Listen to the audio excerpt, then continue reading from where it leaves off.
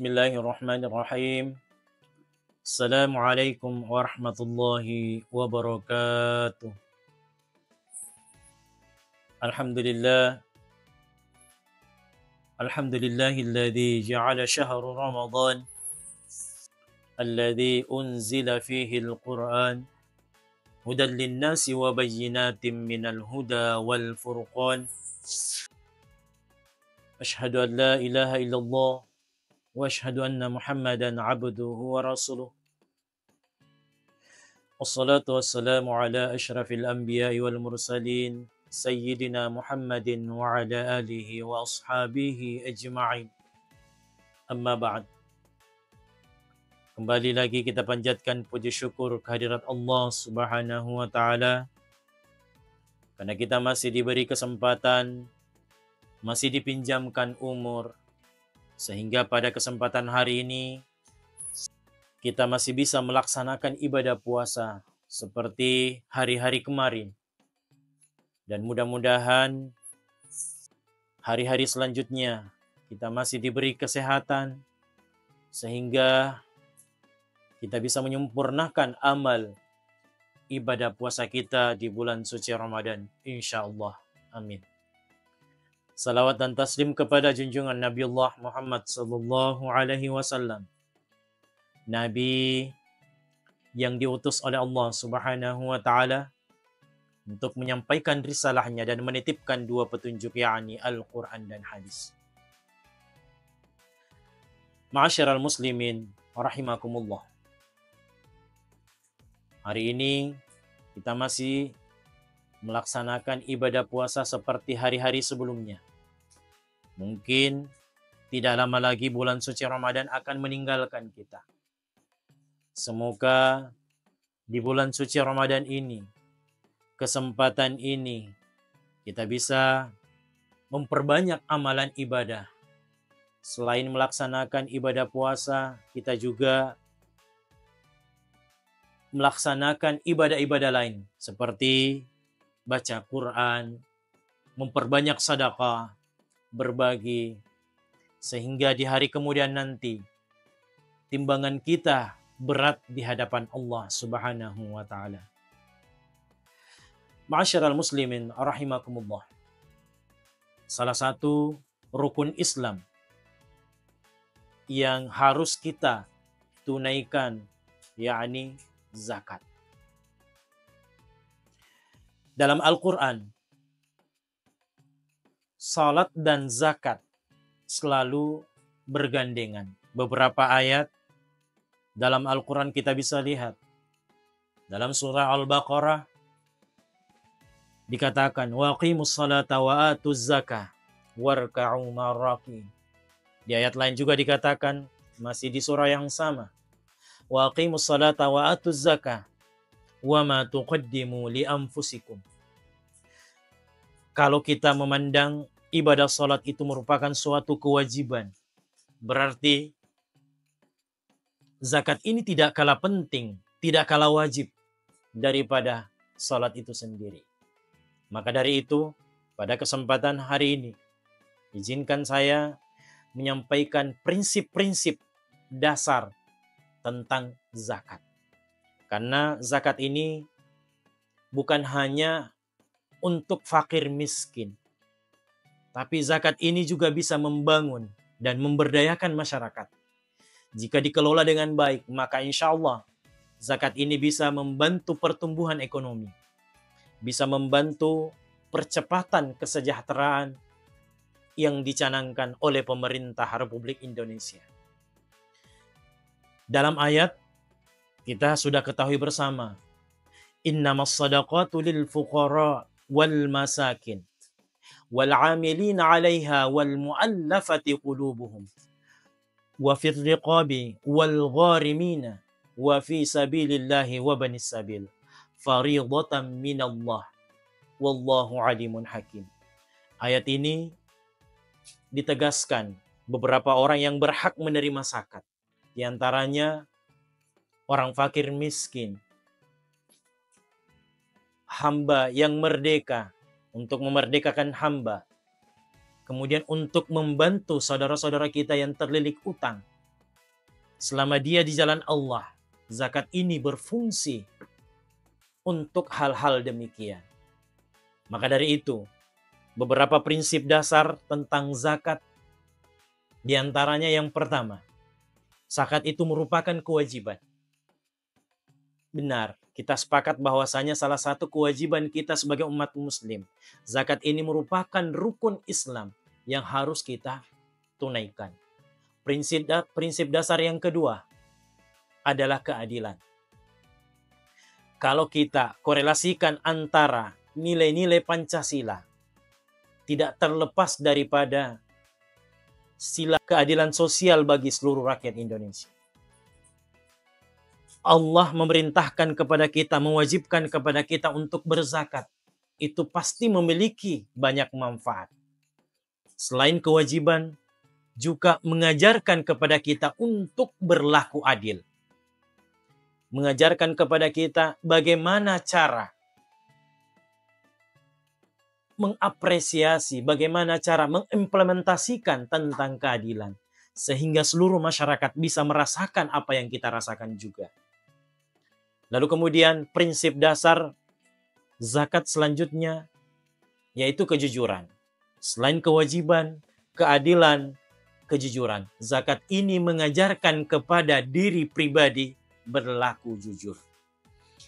Di mana ketika kita datang kepada badan amil zakat melaporkan sekian banyak harta kita, itu tidak ada yang tahu selain diri kita sendiri.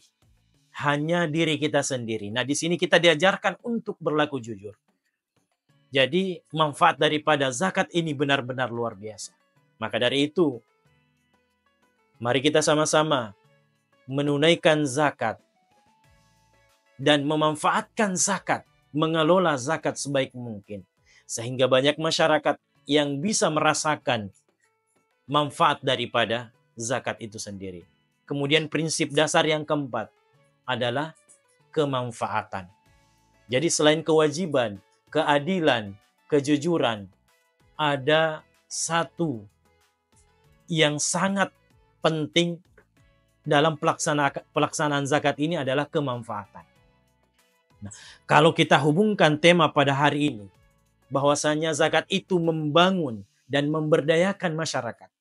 Inilah saatnya kita mengelola sebaik mungkin zakat. Membantu saudara-saudara kita. Mungkin ada yang kesulitan. Mungkin ada yang kesusahan. Memiliki banyak utang. Itu bisa dimanfaatkan melalui zakat. Membuka lowongan kerja. Membuka lapangan kerja. Itu bisa dimanfaatkan melalui zakat. Ma'asyiral muslimin rahimakumullah. Allah menegaskan dalam Al-Quran. Lan tanalul birra hatta tunfiqu mimma tuhibbun. Seseorang tidak akan pernah mendapatkan suatu kebaikan hatta tunfiqu mimma tuhibbun. Seseorang tidak akan pernah mendapatkan suatu kebaikan hatta tunfiqu mimma tuhibbun, hingga ia menginfakkan sebagian hartanya. Mari kita sama-sama menginfakkan, berzakat harta kita sehingga banyak manfaat yang kita bisa sebarkan. Apalagi momen di bulan suci Ramadan bisa kita mendapatkan pahala selain kita bisa membantu saudara-saudara kita. Banyak pahala yang kita bisa raih di bulan suci Ramadan ini. Ma'asyiral muslimin rahimakumullah. Jangan pernah takut untuk berinfak. Jangan pernah takut untuk berzakat. Karena sesungguhnya esensi daripada zakat itu bukan dari mengeluarkan nilai harta. Tapi esensi daripada zakat itu adalah menambah bekal kita di hari kemudian. Menambah tabungan kita di hari kemudian. Semakin banyak bersedekah, semakin banyak zakat yang kita keluarkan, semakin banyak amalan yang kita bisa dapatkan. Semakin banyak manfaat, semakin banyak masyarakat yang bisa merasakan manfaat apa yang kita keluarkan. Dalam satu riwayat, ada hamba sahaya yang dia merasa kesulitan dalam hidupnya. Suatu ketika dia menghadap kepada seorang syekh. Ya syekh, kehidupan saya ini pas-pasan. Saya memiliki 1 orang istri dan 2 orang anak. Tempat tinggal saya pas untuk saya sekeluarga. kira-kira amalan apa yang bisa saya lakukan sehingga Allah memberikan banyak rezeki kepada saya? Syekh mengatakan, kamu pulang ke rumah beli 2 ekor kambing, lalu kemudian pelihara 2 ekor kambing tersebut di dalam rumahmu, bukan di luar rumah. Si fulan ini kaget. Dia tadi sudah menceritakan bahwasanya kondisi kehidupannya, tempat tinggalnya pun pas untuk mereka sekeluarga. Tapi malah disuruh untuk beli 2 ekor kambing dan dipelihara dalam tempat tinggalnya. Beberapa hari kemudian, si fulan merasa kesulitan, merasa kesempitan.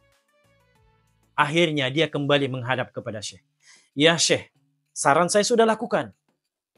Justru saya merasa sempit. Tempat tinggal saya semakin susah. Pada akhirnya Syekh mengatakan, kalau begitu kamu beli lagi 2 ekor ayam. Lalu kemudian pelihara 2 ekor ayam itu di dalam rumahmu. Akhirnya dia pulang lagi karena dia percaya kepada Syekh. Saran pun diterima. Dia pulang, kemudian beli 2 ekor ayam dan dipelihara dalam rumahnya. Apa yang terjadi? Dia tidak bisa tidur. Tempat tinggal yang kecil, pas untuk mereka sekeluarga ditambah 2 ekor kambing, ditambah lagi 2 ekor ayam. Tempat tinggalnya semakin sempit dan bahkan tidak bisa tidur. Pada akhirnya kembali menghadap kepada Syekh. Iya Syekh, saya sudah tidak sanggup lagi menerima sarannya. Saya sudah tidak sanggup lagi menerima amalan ini. Akhirnya Syekh mengatakan, kalau begitu jual kembali semua binatang ternak yang pernah kamu pelihara. Ingat, tempat tinggalnya itu sempit. Pas untuk mereka sekeluarga. Ketika keberadaan 2 ekor kambing dan 2 ekor ayam, dia merasa sempit. Setelah dia menjual semua binatang ternak yang pernah dia pelihara, apa yang dia rasakan? Justru dia merasa lapang. Tempat tinggalnya tidak berubah. Ukuran rumahnya tidak pernah berubah. Apa yang berubah? Perasaan si fulan. Jadi persoalan takaran tempat tinggal, persoalan banyaknya pendapatan yang kita dapatkan bukan dari takarannya, bukan dari nilainya, tapi bagaimana perasaan kita merasakan apa yang kita dapatkan. Banyaknya gaji yang kita dapatkan bukan dari nilainya, tapi bagaimana cara kita mengalokasikan apa yang kita dapatkan.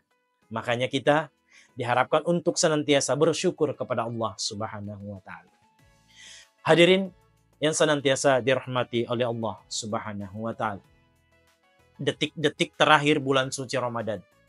Marilah kita memperbanyak sedekah, memperbaiki amalan-amalan kita, menunaikan zakat kita. Karena zakat ini merupakan suatu kewajiban. Suatu kewajiban kita sebagai umat muslim. Agar supaya saudara-saudara kita yang kesulitan. Sahabat-sahabat kita yang mengharapkan bantuan bisa tersalurkan secara maksimal. Mudah-mudahan apa yang saya sampaikan dapat bermanfaat bagi kita semua. Khususnya bagi diri saya sendiri. Hadanallahu wa iyyakum ajma'in. Assalamualaikum warahmatullahi wabarakatuh.